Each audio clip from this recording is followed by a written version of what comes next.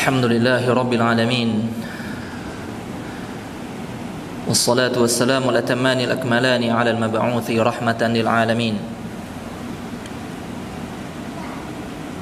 Wa ala alihi wa sahbihi ajma'in wa man sara ala nahjihim wa qtafa atharahum ila yaumiddin, amma ba'd.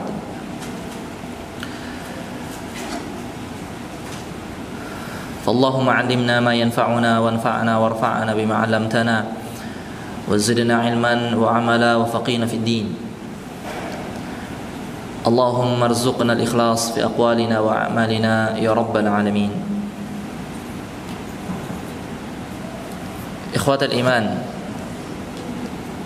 kaum muslimin dan muslimat yang semoga kita semuanya dimuliakan Allah Subhanahu wa taala. Alhamdulillah, pada malam hari ini Allah Azza wa Jalla masih berikan kita hidayah. Allah masih limpahkan kepada kita nikmat-nikmat yang mahal, nikmat-nikmat yang tidak Allah Subhanahu wa taala berikan kepada semua orang, yaitu nikmat untuk bisa merasakan indahnya berubudiyah, merendahkan dan menghinakan diri di hadapan Allah Subhanahu wa taala, menjalankan tugas sebagai hamba Allah Subhanahu wa taala, yang mana nikmat-nikmat tersebut akan menghantarkan kita kepada nikmat hakikiyah, nikmat yang sebenarnya, yaitu surga Allah Subhanahu wa taala. Ini sering saya ulang-ulang agar kita semuanya menghadirkan rasa itu, bahwasanya bisa untuk terus beribadah kepada Allah Subhanahu wa taala, dilapangkan hati kita untuk senantiasa belajar, diringankan hati kita. Tidak ada rasa berat untuk melangkah ke pengajian, ke majelis-majelis ilmu. Itu nikmat yang sangat mahal, yang tidak bisa kita beli dengan harta. Nikmat kesempatan yang Allah berikan itu nikmat besar. Ada orang yang Allah berikan kesempatan, banyak kesempatannya, cuman hatinya tidak Allah bukakan untuk belajar, untuk ngaji gitu. Merasa bahwasanya ngaji itu nambahin beban hidup gitu. Sudah capek dengan urusan dunia, ngapain lagi ngaji? Ya, apa manfaatnya? Ada orang-orang yang Allah bukakan hatinya untuk belajar, akan tapi tidak Allah berikan kesempatan. Maka ketika dua nikmat ini diberikan oleh Allah Subhanahu wa taala kepada kita, maka bersyukurlah. Bersyukurlah. Ya. Yang mana semoga dengan kita bersyukur kepada Allah Subhanahu wa taala, nikmat itu senantiasa langgeng, senantiasa Allah berikan kepada kita sampai akhir kehidupan kita. Kemudian salawat dan salam semoga Allah Subhanahu wa taala senantiasa melimpahkannya kepada Imamul Huda, kepada pemimpinnya para manusia, penghulunya para manusia, manusia terbaik baginda Nabi kita Muhammad sallallahu alaihi wasallam, dan semoga salawat dan salam tersebut juga Allah limpahkan untuk keluarga beliau, begitulah para sahabat, begitu pula para tabi'in dan orang-orang yang senantiasa berjuang untuk mengalahkan hawa nafsunya, senantiasa berusaha untuk berada di atas jalannya Rasulullah sallallahu alaihi wasallam sampai akhir zaman nanti. Ikhwatal iman rahimakumullah, kembali kita lanjutkan kajian kita membahas pembahasan yang penting dalam kehidupan kita, yaitu tentang amalan-amalan hati. Dua bab telah kita selesaikan. Ya, yang pertama bab pertama tentang ikhlas, yang menjadi landasan, yang menjadi pondasi untuk amalan hati yang lainnya. Yang kedua tentang yakin, ya, tentang keyakinan yang akan meringankan langkah kita dalam menjalani kehidupan ini, dalam menempuh perjalanan menuju Allah Subhanahu wa taala. Dan pada malam hari ini kita akan masuk dalam pembahasan tafakkur, ya, merenung. Para ulama itu mendefinisikan manusia dengan definisi hayawanun natiq. Hayawanun natiq, yaitu hewan. Ya. Hayawan itu artinya hewan. Manusia itu hewan atau tidak? Manusia hewan atau tidak? Dulu kita belajar biologi itu hewan omnivora, manusia masuk enggak? Masuk ya. Hewan omnivora, manusia masuk gitu. Iya kan? Manusia itu hewan. Apa arti hayawan? Hewan itu artinya apa? Lahul hayah. Yang hidup gitu. Itu dari bahasa Arab diambil. Hewan itu diambil dari bahasa Arab hayawan, yang artinya adalah sesuatu yang hidup. Makanya Allah mengatakan wa innad daral akhirah lahiyal hayawan. Negeri akhirat itu kehidupan yang sebenarnya. Itu. Maka manusia itu kata para ulama hewan natiq, hewan yang berakal. Jadi yang membuat kita manusia itu istimewa dibandingkan hewan-hewan lainnya adalah Allah berikan akal kepada kita. Sehingga jika kita ini di dunia ini hidup hanya untuk makan, minum, buang air, tidur, besoknya bangun, nyari makan lagi, minum, buang air, tidur, itu terus siklus kehidupan kita. Lalu apa bedanya kita dengan kambing?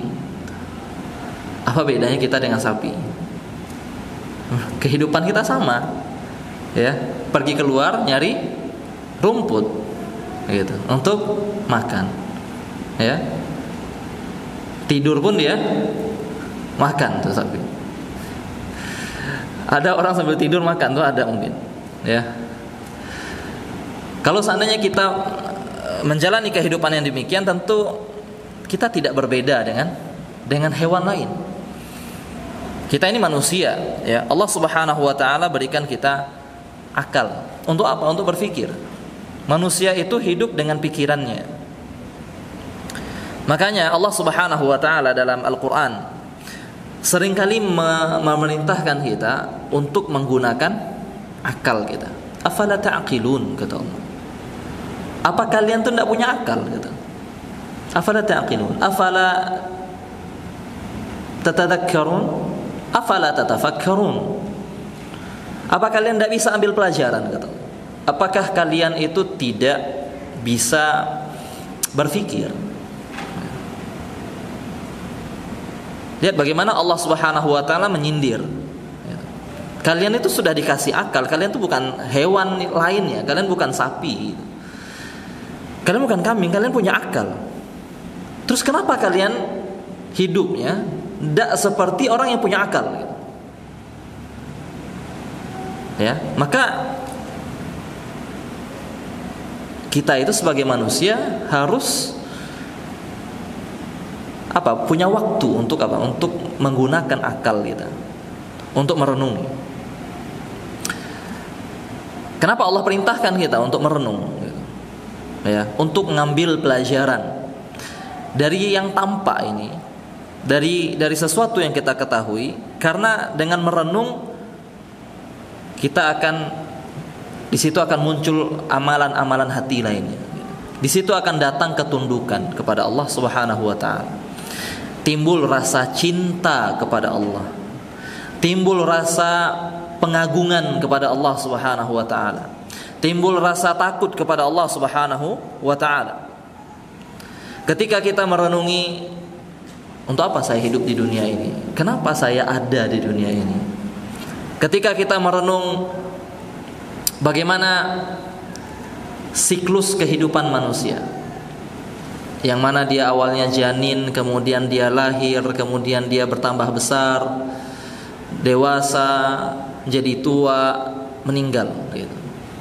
Kemudian dia lihat tanaman-tanaman yang awalnya hijau, ya, awalnya benih, kemudian tumbuh menghijau, kemudian menguning, kemudian menghitam, kemudian dia gugur. Dari situ kita bisa melihat bagaimana dunia ini tidak ada yang abadi, semuanya hilang. Coba kita merenung demikian, ya. Maka di situ tentu akan timbul rasa apa? Rasa kerinduan kepada akhirat itu. Mengecil ambisi kita mengejar dunia. Dunia penting untuk kita menjalani kehidupan kita, gitu. Akan tetapi ketika itu menjadi tujuan utama kita, tentu kita akan rugi, gitu. Ketika kehidupan kita dari awal kita bangun sampai kita tidur itu dari dunia dan ke dunia dan untuk dunia, gitu. Itu terus kerjaan kita. Kemudian kita akan tinggalkan dunia itu. Terus apa bedanya kita dengan binatang yang hanya berpikir untuk dunianya, gitu. Yang hidup hanya untuk dunianya. Tidak mungkin kita manusia yang Allah berikan akal itu sama seperti binatang akhir kehidupannya. Ya, sehingga penting, ya, untuk kita menghidupkan akal kita untuk merenung. Karena dengan merenung itu muncul semangat, ya, muncul semangat, hilang futur itu, hilang keletihan kita dalam beribadah dan mendekat kepada Allah Subhanahu wa taala. Ikhwatal iman a'azakumullah. Al-Imam Munawi rahimahullahu taala, beliau mendefinisikan tafakkur. Tafakkur itu adalah, kata beliau, beliau mengatakan taraddudul qalb bin nadhari wa tadabbur.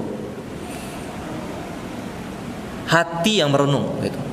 Jadi tafakkur itu adalah sebuah perenungan yang bersumber dari pengamatan dan penghayatan untuk mencari sebuah makna. Itu perenungan tuh. Jadi yang kita bahas di sini adalah tafakkur yang artinya merenung untuk mencari sebuah makna, bukan perenungan yang artinya ngelamun. Kalau ngelamun itu kerjaannya pengangguran, gitu. Ya, yang apa?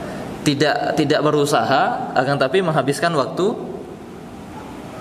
di depan rumahnya, ya, di depan rumahnya, kemudian menatap langit, ya, kemudian dia berpikir, kalau seandainya saya punya uang 1 miliar, nah itu, terus dia tersenyum sendiri kan, nanti saya akan beli ini, saya akan itu, ya, 1 jam habis tuh, untuk apa?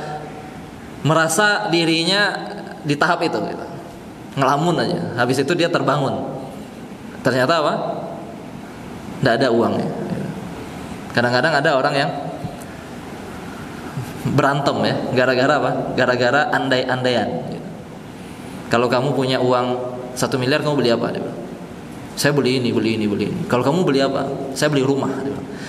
Ya, kalau kamu beli tanah, ya, nanti tanahnya saya bangun dekat rumahmu. Nanti cerita tuh. Ya, dia cerita tuh. Ya. Tapi kalau kamu beli tanah sebelah rumah saya nanti, jangan sampai ini, ya, batasnya harus jelas, ya, dulu. Ya. Dia cerita tuh. Ya. Padahal apa? Tidak ada uangnya. Tapi ngelamun aja. Ya. Nah, itu yang kita bahas. Yang kita bahas adalah pencarian untuk sebuah makna. Apa arti kehidupan ini? Bagaimana dunia ini? Kita melihat sesuatu, kemudian kita berpikir di situ. Sehingga tafakur itu sebenarnya adalah upaya hati untuk mencari makna yang belum kita dapatkan dengan memperhatikan sesuatu yang kita lihat atau menghayati sesuatu yang kita telah ketahui. Itu tadabbur, tafakkur. Dengan tadabbur dan dengan nazar. Yang mana itu efeknya apa? Berujung kepada tadzakkur. Itu kata Imam Ibnu Qayyim rahimahullah, bahwasanya tadzakkur itu adalah hasil dari tafakkur. Ketika kita merenung, lalu kita mendapatkan sebuah pelajaran yang selalu hadir dalam hati kita. Makanya ketika Allah mengatakan, Inna fi khalqis samawati wal ardi la ayatin liulil albab alladzina yadhkuruna Allaha qiyaman wa qu'udan wa ala junubihim Orang-orang yang berakal itu siapa? Orang-orang yang senantiasa dia berzikir kepada Allah Subhanahu wa taala ketika dia berdiri, ketika dia duduk, ketika dia berbaring. Wa yatafakkaruna.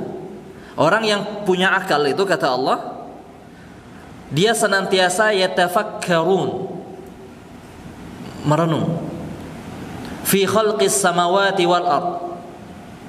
Ya. Dia senantiasa merenungi bagaimana penciptaan langit dan bumi ini. Ketika dia merenung sampai dia pada kesimpulan, Rabbana ma khalaqta hadza batila. Rabb kami, ya, ma khalaqta hadza batila. Itu yang benar healing tuh, yang nyembuhin jiwa itu. Ini pergi ke pantai, lihat orang renang, itu ngotorin mata namanya. Itu merenung yang haram tuh. Tapi kita renungi bagaimana lautan yang seperti itu, gimana? Mungkinkah Tuhan itu tidak ada? Ketika kita melihat alam semesta yang seperti ini, ketika kita melihat lautan yang seperti itu, mungkinkah Tuhan itu tidak ada? Apakah mungkin apa yang dikatakan oleh orang-orang ateis itu? Ketika mereka katakan tidak ada tuh Tuhan tuh. Kalau ada Tuhan mana dia? Sejelas ini itu bukti keberadaan Tuhan dan dia tidak mau percaya. Ya, itu namanya perenungan. Merenungi semua yang ada di sekitar kita. Ketika misalkan untuk melihat sebuah tempat di tahun ini, misalkan tanah kosong tuh, tanah kosong. Kemudian 5 tahun berikutnya antum pergi ke suatu tempat, ke luar kota, enggak ke Jogja gitu. Keluar dari Jogja 5 tahun. Kemudian pas balik antum lihat ternyata tanah kosong kemarin itu udah jadi gedung dia. Terus kita tanyain orang sekitar itu, siapa yang bangun, Pak? Enggak, tiba-tiba jadi aja dia. Tiba-tiba munculnya, enggak tahu saya tuh. Kata tetangga ini, ya. Saya bangun tidur tiba-tiba muncul gedungnya. Atau mungkin semennya batu bata yang terbang sendiri gitu. Ya, kebangun aja dah gitu. Siapa yang percaya tuh? Tidak ada yang percaya. Lalu bagaimana mungkin ada orang yang percaya dengan ciptaan yang lebih indah dan lebih sempurna daripada sekedar bangunan? Bagaimana bumi ini tercipta gitu? Ya, dan bagaimana kita bisa hidupnya malah di bumi ini yang cocok sekali dengan tabiat dan sifat kita. Coba yang tiba-tiba tuh tercipta di Merkurius gitu kan, dekat sama matahari, siapa yang bisa hidup situ? Bumi dipilihkan oleh Allah Subhanahu wa taala dengan kadar air dan sebagainya. Ya. Walaupun ada orang-orang yang berusaha untuk memindahkan manusia ke Mars, ya. Nah, biar aja mereka pergi. Ya. Biar mereka berusaha untuk itu. Yang demikian itu kita bisa dapatkan ketika kita merenung. Manusia nih sampai sekarang teknologi semaju ini, siapa yang bisa bikin manusia? Tidak ada. Robot yang paling canggih sekarang, ya, robot yang paling canggih sekarang belum bisa menyamai manusia, belum bisa. Terus bagaimana manusia ini telah ada dari ratusan abad sebelumnya? Mungkinkah dia muncul dengan sendirinya?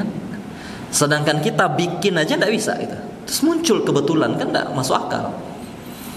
Ya, gimana kita bisa dapatkan nilai-nilai itu? Di mana kita bisa dapatkan makna-makna seperti ini gitu loh. Keberadaan Allah Subhanahu wa taala yang agung itu, merenung. Ya, merenung. Itu penting. Kita lihat beberapa perkataan para ulama, ya. Perkataan beberapa ulama dalam masalah merenung ini. Kata Al-Imam Ibnu Uyainah rahimahullahu taala, Sufyan bin Uyainah, "Al-fikratu nurun tudkhiluhu qalbak," kata dia.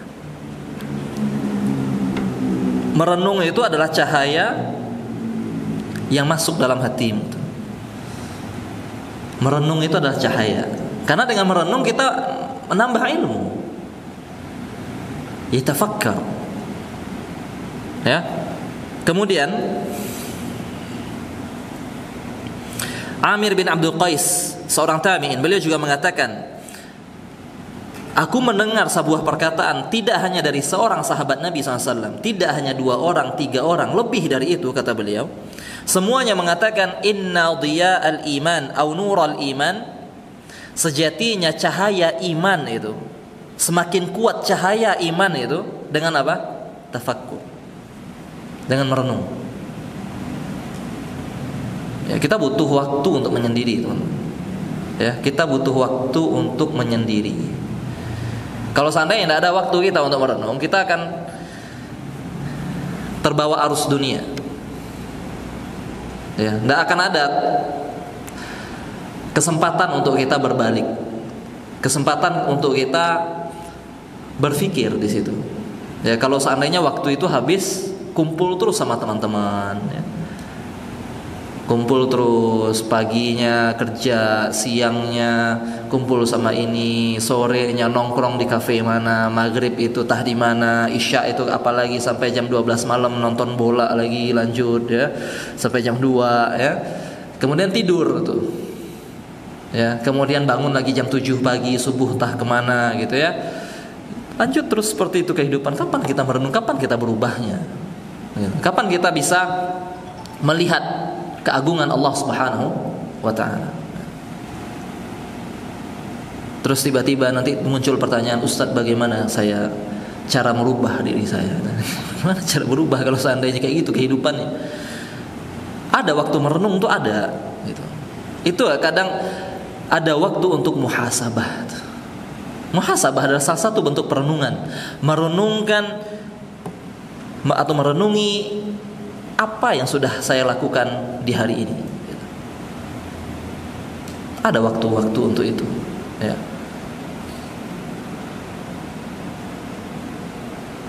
Ibrahim bin Adham juga pernah ditanya. Beliau itu ketika merenung sendiri itu lama itu, ya. Cuman perenungannya Ibrahim bin Adham beda sama perenungan kita, ya. Perenungan kita itu berkutat masalah dunia biasanya, gitu. Ibrahim bin Adham mikirin akhirat. Kata beliau, al-fikratu mukh, gitu. Merenung itulah akal sebenarnya. Orang yang berakal itu orang yang bisa ngambil pelajaran dari sekitarnya. Itu orang yang berakal. Ya. Bahkan sebagian ulama menganggap bahwasanya merenung itu lebih afdal daripada ibadah fisik.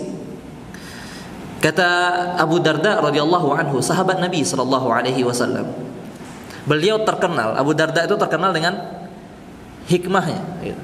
Dengan perkataan-perkataan hikmahnya. Kenapa? Karena beliau memang sering merenung. Kata beliau, tafakkuru sa'atin khairun min qiyami lailatin, kata beliau. Merenung sesaat itu lebih baik daripada salat semalam suntuk. Merenung sesaat, kita luangkan waktu kita sesaat untuk merenung, itu lebih baik daripada salat semalam suntuk. Tapi jangan pula, ya, nanti malam anda merenung sampai subuh.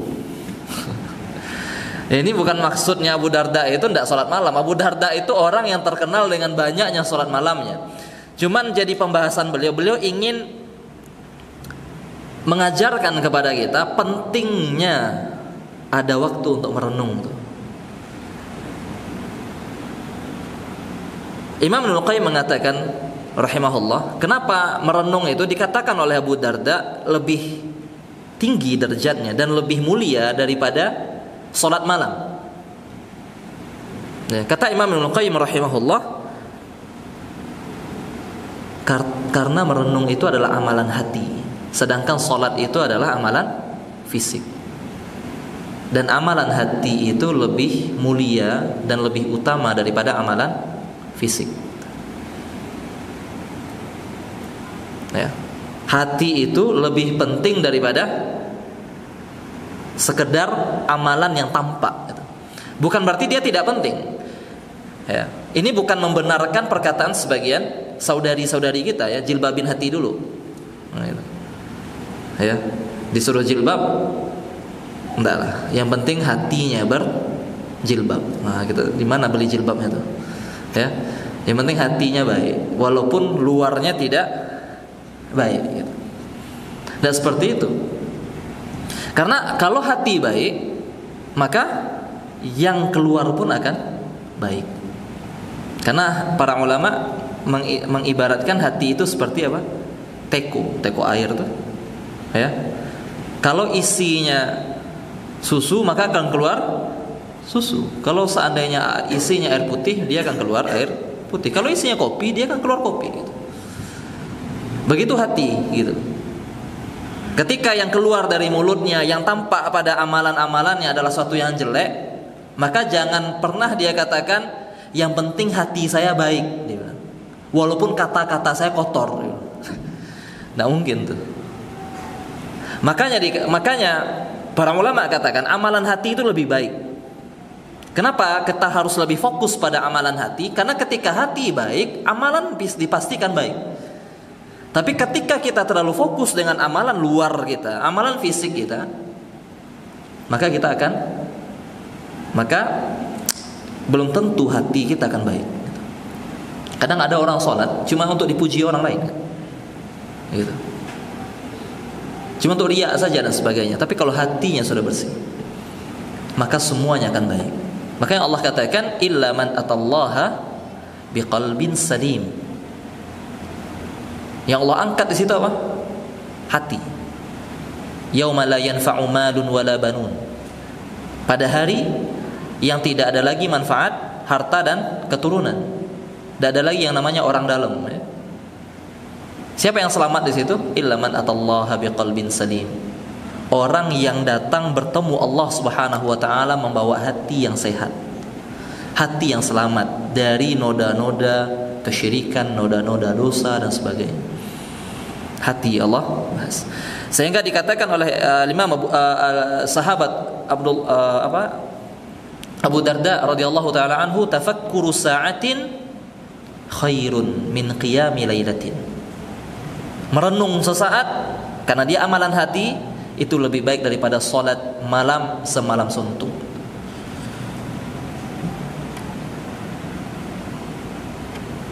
Bahkan para ulama itu mengatakan tafakkur itu tidak hanya pembahasannya pada hal-hal yang kita lihat.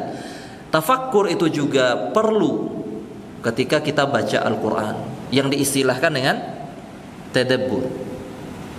Karena tadi kita katakan bahwa tafakkur itu bisa dengan hal yang kita lihat di dunia, ya, bisa dengan tadabbur, menghayati. Apa yang kita tadabburi? Quran. Kata Al-Imam Ibnu Ka'ab Al-Khuradhi, la an aqra'a fi lailatin hatta asbah. Aku baca satu malam sampai subuh.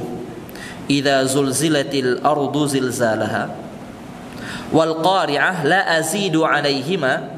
Dan aku tidak tambah, cuma 2 surat ini. Anu bayangkan kalau sholat malam itu kan terlalu bacanya Al-Baqarah ya.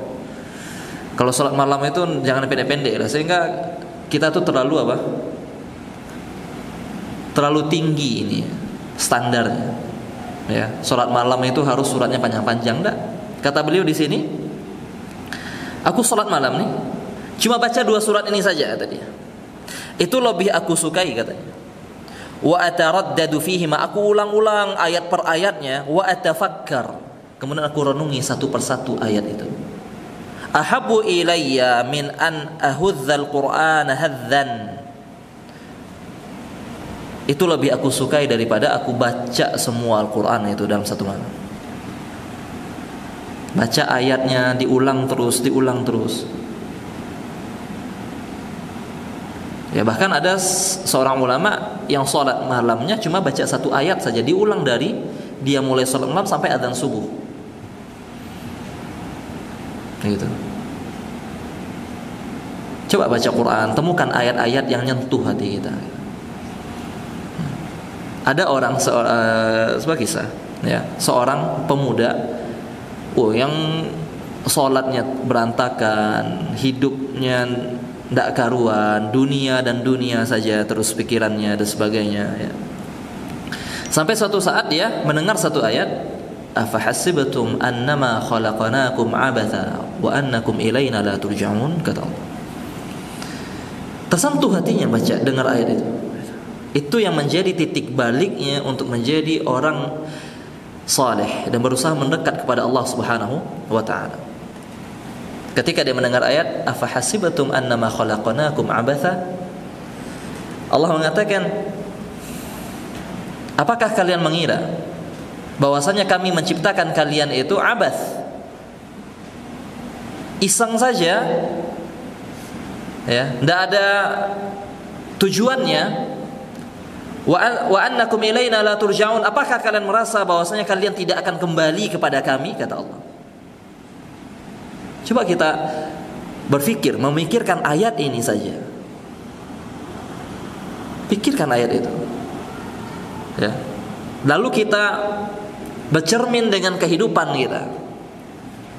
Allah bertanya, gitu. Allah bertanya, coba jawab dengan amal kita. Lu bandingkan dengan amal kita tuh.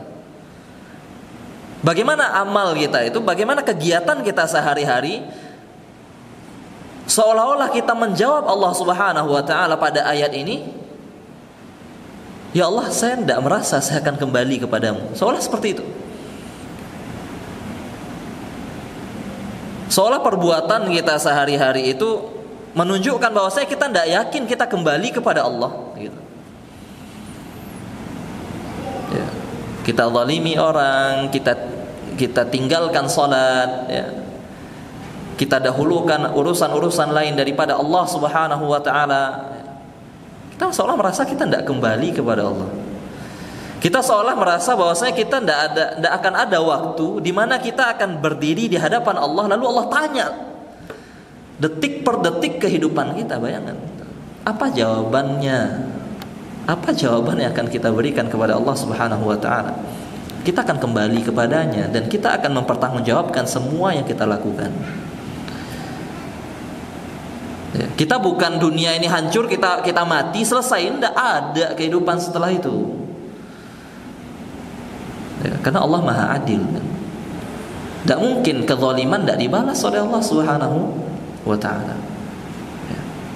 Tidak mungkin dunia, makanya kita katakan tadi, tidak mungkin dunia yang seindah ini Allah ciptakan dengan sesempurna ini. Bagaimana manusia Allah ciptakan dengan pikiran dan akalnya, kemudian setelah itu kita hilang begitu saja. Tidak mungkin.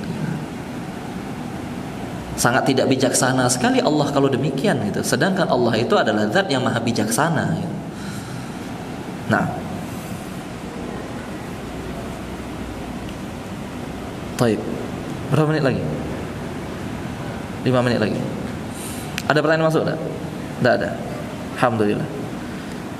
Ya, kita merenung soalnya, jadi tidak ada pertanyaan. Baik. Kita lihat bagaimana perintah Allah Subhanahu wa taala agar kita bertafakkur, ya, senantiasa bertafakkur.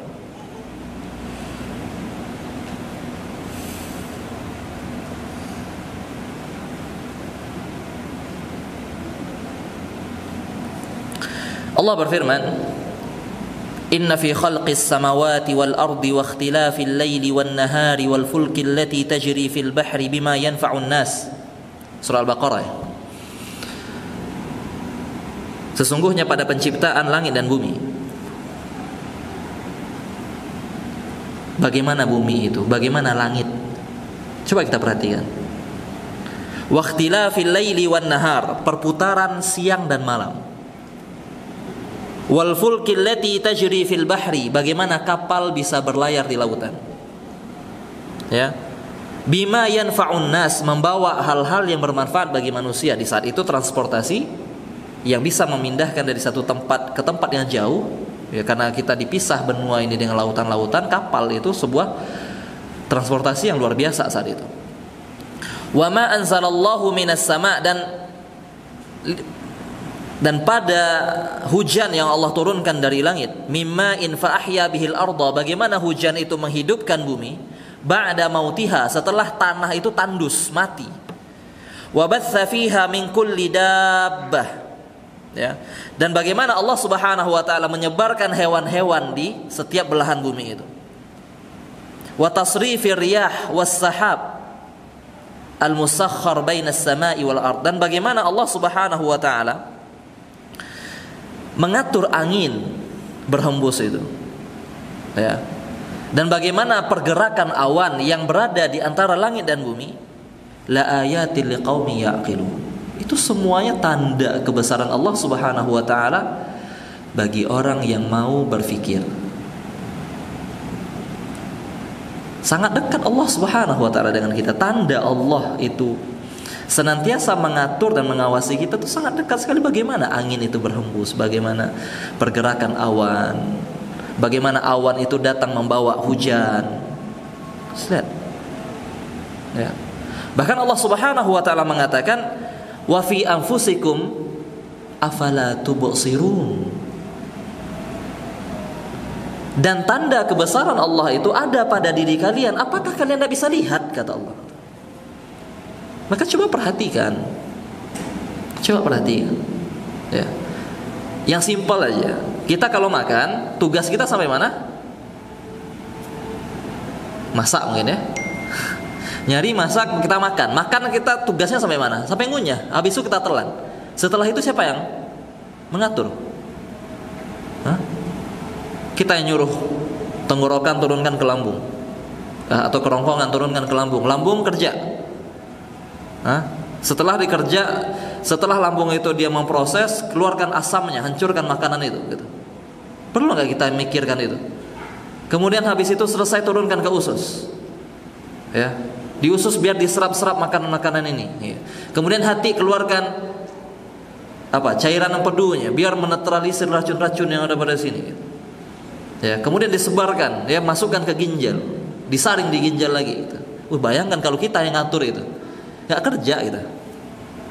Kita harus duduk dulu 2 jam untuk pencernaan kita. Enggak, kita bisa sambil jalan, sambil ngobrol, kita ngopi, ya, kita makan kue, makan ini, ya, sambil ngobrol sama teman kita. Itu semuanya diatur oleh Allah Azza wa Jalla. Jantung coba kalau kita yang ngatur jantung untuk berdenyut tuh. Lupa kita mati udah. Lupa kita, aduh. Ya, untuk mendenyutkan jantung kita mati kita. Terlalu banyak ayat-ayat Allah Subhanahu wa taala yang perlu kita renungi. Ya. Coba lihat. Dulu itu ada namanya apa? Harun Yahya. Ya. Video-videonya Harun Yahya. Walau kita tidak bahas orangnya memang ada bermasalah orangnya. Kalau antum lihat nanti. Kenal Harun Yahya? Hah? Gen Z banget namanya. Kayak tua banget. Tahun-tahun 2000-an tuh ya. Harun Yahya gitu. Terkenal dengan penelitiannya gitu. Walaupun yang ngerjain orang, tapi namanya yang diangkat gitu. Dan orang ini bermasalah memang gitu. Cuman kita terlepas dari orangnya. Coba antum lihat nanti. Di YouTube insya Allah banyak. Bagaimana pernapasan itu Allah atur gitu. Adanya bulu hidung di situ, bagaimana disaring dulu di situ, dan banyak sel-sel mata, bagaimana itu baru mata kita bahas aja udah subhanallah, hidung gitu. Subhanallah. Kita sadari apa? Sesayang itu Allah dengan kita gitu. Coba kita renungi itu. Secinta itu Allah dengan hambanya gitu. Tapi kitanya tidak paham, kita yang tidak mau merenungi itu. Ketika Allah timpakan sedikit musibah, keluar kata-kata apa? Allah tidak sayang lagi sama anak. Allah tidak sayang lagi sama saya. Dari ujung rambut sampai ujung kaki Allah aturkan semua untuk kita. Tiba-tiba kita kata Allah tidak sayang sama anak. Kitanya tidak mau berpikir. Afala tubsirun, kata Allah. Apakah kalian tidak melihat itu? Apakah kalian tidak gunain akal kalian? Coba kita merenung, kita akan melihat di situ, ya, bagaimana agungnya Allah Subhanahu wa taala, dan bagaimana besarnya Allah, dan bagaimana kasih sayang dan cintanya Allah Subhanahu wa taala kepada kita semuanya. Ini yang bisa kita bahas pada malam hari ini. Insyaallah kita akan lanjutkan masih dalam bab merenung, ya, di pekan mendatang. Barakallahu fikum. Ya, semoga Allah berkahi pertemuan kita pada malam hari ini. Subhanakallah bihamdika asyhadu an la ilaha illa anta astaghfiruka wa atubu ilaik.